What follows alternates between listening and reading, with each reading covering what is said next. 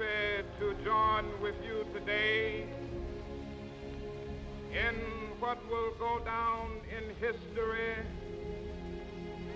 as the greatest demonstration for freedom in the history of our nation.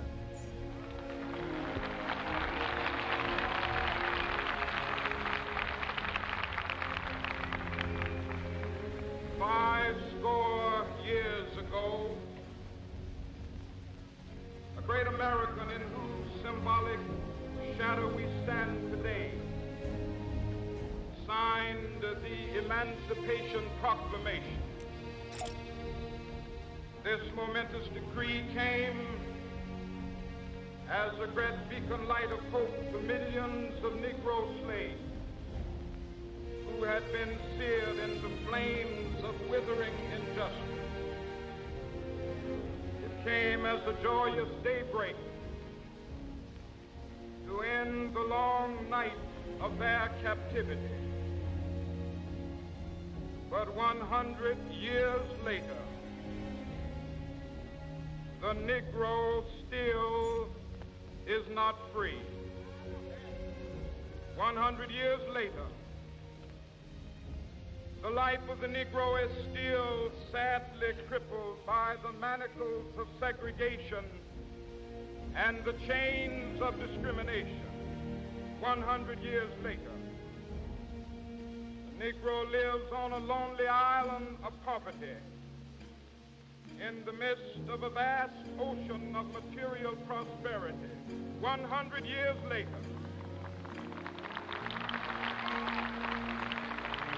the Negro is still languished in the corners of American society, finds himself in exile in his own land. So we've come here today to dramatize a shameful condition. In a sense, we've come to our nation's capital to cash a check. When the architects of our republic wrote the magnificent words of the Constitution and the Declaration of Independence, they were signing a promissory note to which every American was to fall heir. This note was a promise that all men, yes, black men as well as white men, would be guaranteed the unalienable rights of life, liberty, and the pursuit of happiness. It is obvious today that America has defaulted on this promissory note insofar as her citizens of color are concerned. Instead of honoring this sacred obligation, America has given the Negro people a bad check, a check which has come back marked insufficient funds.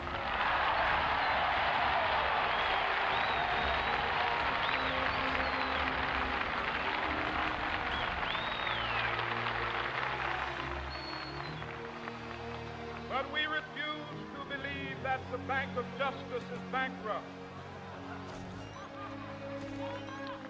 We refuse to believe that there are insufficient funds in the great vaults of opportunity of this nation. So we've come to cash this check, a check that will give us upon demand the riches of freedom and the security of justice.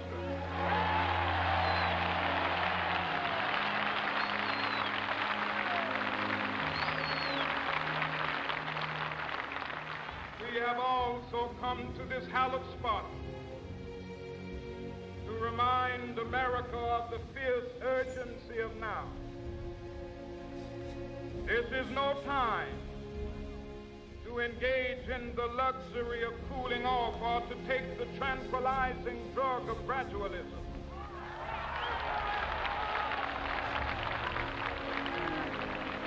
Now is the time to make real the promises of democracy.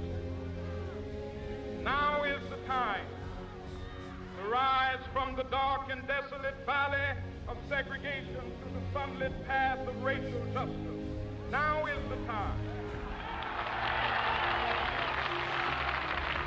to lift our our nation from the quicksands of racial injustice to the solid rock of brotherhood. Now is the time. Make justice a reality for all of God's children. It would be fatal for the nation to overlook the urgency of the moment.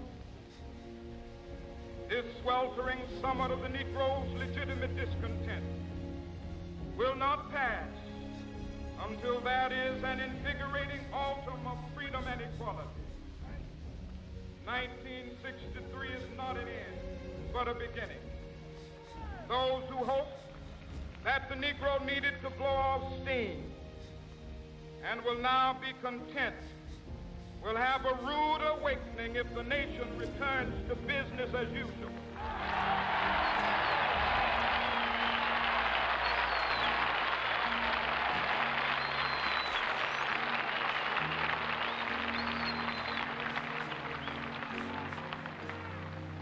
There will be neither rest nor tranquility in America till the Negro is granted his citizenship rights. The whirlwinds of revolt will continue to shake the foundations of our nation until the bright day of justice emerges. That is something that I must say to my people who stand on the warm threshold which leads into the palace of justice. In the process of gaining our rightful place, we must not be guilty of wrongful deeds. Let us not seek to satisfy our thirst for freedom by drinking from the cup of bitterness and hatred.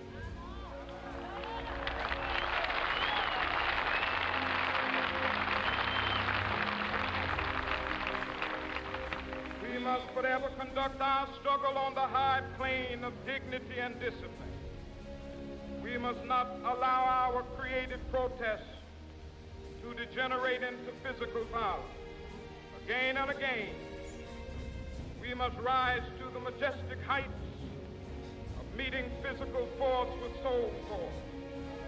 The marvelous new militancy which has engulfed the Negro community must not lead us to a distrust of all white people. For many of our white brothers, as evidenced by their presence here today, have come to realize that their destiny is tied up with our destiny.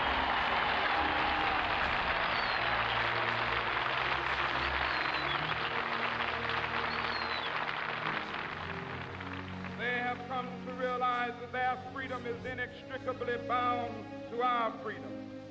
We cannot walk alone. As we walk, we must make the pledge that we shall always march ahead.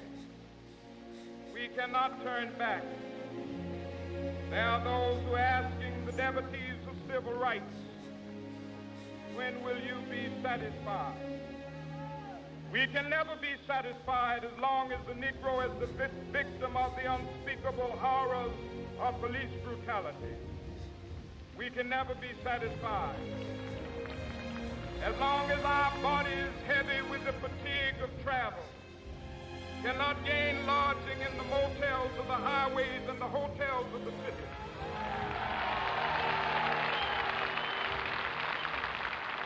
We cannot be satisfied as long as the Negro's basic mobility is from a smaller ghetto to a larger one.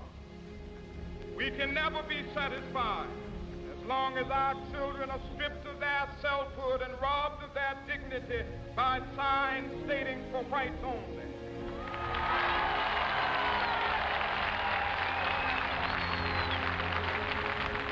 We cannot be satisfied as long as a Negro in Mississippi cannot vote and a Negro in New York believes he has nothing for which to vote.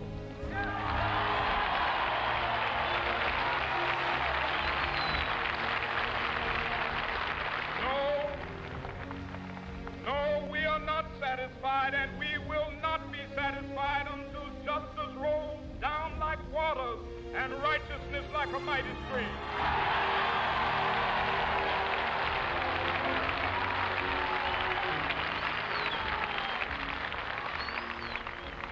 I am not unmindful Some of you have come here out of great trials and tribulations. Some of you have come fresh from narrow jail cells. Some of you have come from areas where your quest for freedom left you battered by the storms of persecution, staggered by the winds of police brutality. You have been the veterans of creative suffering. Continue to work with the faith that unearned suffering is redemptive. Go back to Mississippi. Go back to Alabama. Go back to South Carolina. Go back to Georgia. Go back to Louisiana. Go back to the slums and ghettos of our northern cities, knowing that somehow this situation can and will be changed. Let us not wallow in the valley of despair. I say to you today, my friend,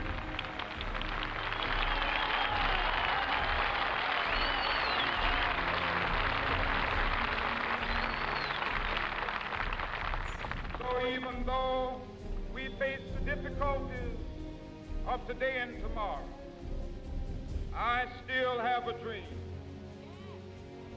It is a dream deeply rooted in the American dream. I have a dream that one day this nation will rise up, live out the true meaning of its creed. We hold these truths to be self-evident, that all men are created equal.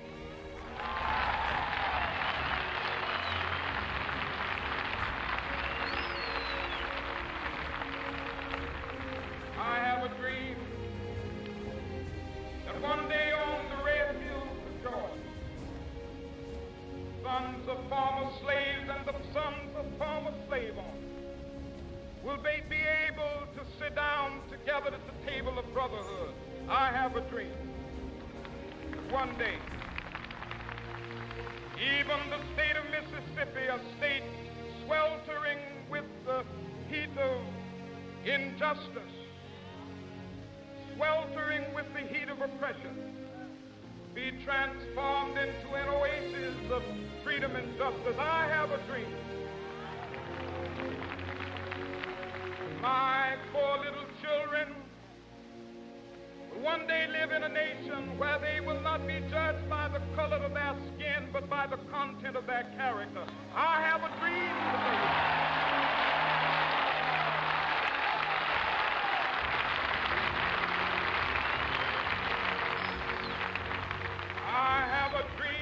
One day, down in Alabama, with its vicious racists, with its governor having his lips dripping with the words of interposition and nullification. One day right there in Alabama, little black boys and black girls will be able to join hands with little white boys and white girls as sisters and brothers. I have a dream today.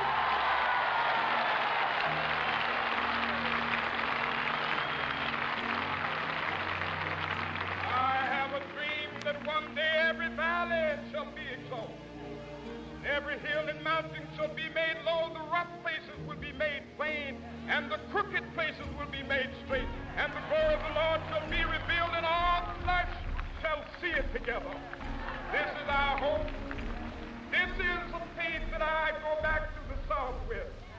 With this faith, we will be able to hew out of the mountain of despair a stone of hope.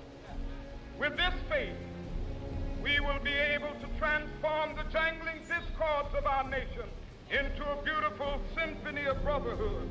With this faith, we will be able to work together, to pray together, to struggle together, to go to jail together, to stand up for freedom together, knowing that we will be free one day. This will be the day. This will be the day when all of God's children be able to sing with new meaning, my country, 'tis of thee. Sweet land of liberty, of thee I sing. Land where my fathers died, land of the pilgrim's pride.